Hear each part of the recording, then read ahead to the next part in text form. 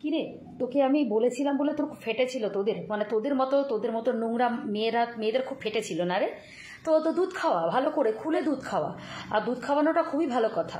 সেদিন আমি বলেছিলাম একটা ব্রেস্ট ফিডিং না কী সব বলেছিলাম, তাই জন্য আমার অনেক কথা শুনতে হয়েছিল, বা তোদের মতো চামচারা এসে বলেছিল। তো আমি বারবার বলে যাচ্ছি তোদের তো লজ্জা নেই। আমি পরে আবার দেখলাম যে এই সব মানুষ মানে এই সব মহিলারা মানে সত্যি এদের চ্যানেলটাই এটা নিয়ে, মানে আমার আশ্চর্য লাগলো যে এত প্রতিবাদ যাকে নিয়ে করছি বা যাদের নিয়ে করছি তাদের চ্যানেলটা এটা নিয়ে, মানে বাচ্চা নিয়ে তাদেরকে খেলা করা, বাচ্চা নিয়ে মানে সেই কি বলবো, বাজে মুখ থেকে বাজে ভাষা বার করতে পারছি না, কেননা মা সন্তানের ব্যাপার তো, সন্তানের মা তো আমরাও, তাই না? এই বাজে কথাটা বার করতে পারছি না। বাচ্চা নিয়ে ব্যবসা করছে।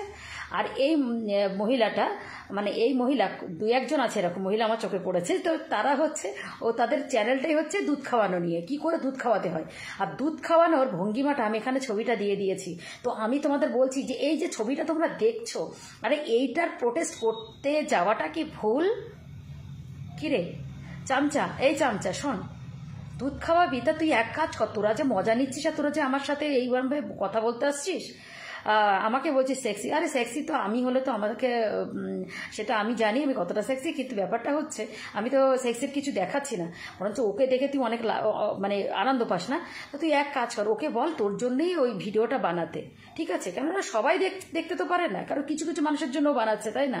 আর বাচ্চাটাকে এমন করে ও শুইয়ে রেখেছে, বাচ্চাটার অলরেডি পেন হচ্ছে। ভিডিওটা আমি দিচ্ছি না, ভিডিওটা দেওয়া অ্যালাউড নেই আমি যতটা জানি।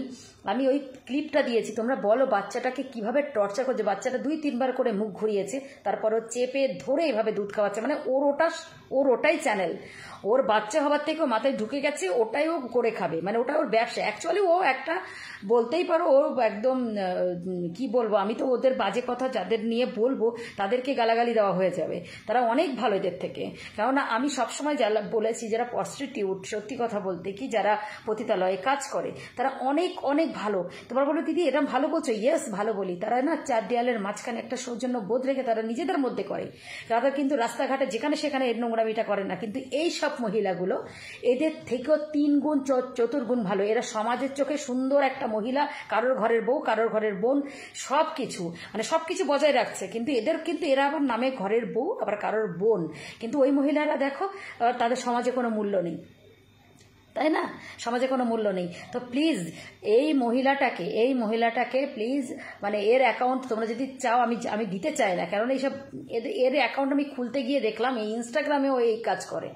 ইনস্টাগ্রামে ওর এই আইডি, মানে ওর আইডিতে শুধু এইগুলোই পাওয়া যায়। তবে তুই শুনে রাখ, তোর ব্যবসায় বেশি দিন চলবে না, কারণ এই দেহ ব্যবসা বেশি দিন চলে না, বুঝতে পেরেছিস? এই যে দেখাচ্ছিস না আমার আছে, এই ব্যবসা বেশি দিন চলতে পারে না। কেননা মানুষের যে নিজস্ব যে ক্যাপাবিলিটি থাকে না, যার সে শিক্ষা হোক বা তার একটা মানুষের একটা পারফর্ম থাকে, ঠিক আছে? কিন্তু তোর পারফর্ম হচ্ছে ওটা দিয়ে, আর ওটা বেশি দিন থাকে না, জানিস তো? তাই তুই যতই চামচা পাঠা, যাই পাঠা, তোকে আমি তো এইভাবে পুঁতেই যাব, এভাবে আমি তোকে পুঁতেই যাব, বারবার পিন করে পুঁতেই যাব। তুই আমার যা খুশি করে নে, ঠিক আছে? কারণ এটা তো ভবিষ্যৎ নষ্ট করছিস তুই, ঠিক আছে? এই জন্যে বললাম যে এটা থেমে যা, না হলে অন্য কিছু রাস্তা বেছে নে, না হলে অন্য প্ল্যাটফর্ম আছে তোদের জন্য, সেই সব প্ল্যাটফর্মে চলে যা। এই সোশ্যাল মিডিয়া ভালো ভালো জায়গা তোদের জন্য নয়। আর এটা ভবিষ্যৎকে খারাপ করিস না। তুই যত আমাকে রাগাবি তত তোর আমি বোল খুলবো, আর পুরো ওপেন এরকম দিয়ে ওপেন করব। তোর হয়তো লাজ লজ্জা নেই, আর তুই তোর চামচেকে আর তোর বরকে হয়তো বা তোর বয়ফ্রেন্ডদের পাঠাচ্ছিস, বাট আই ডোন্ট কেয়ার।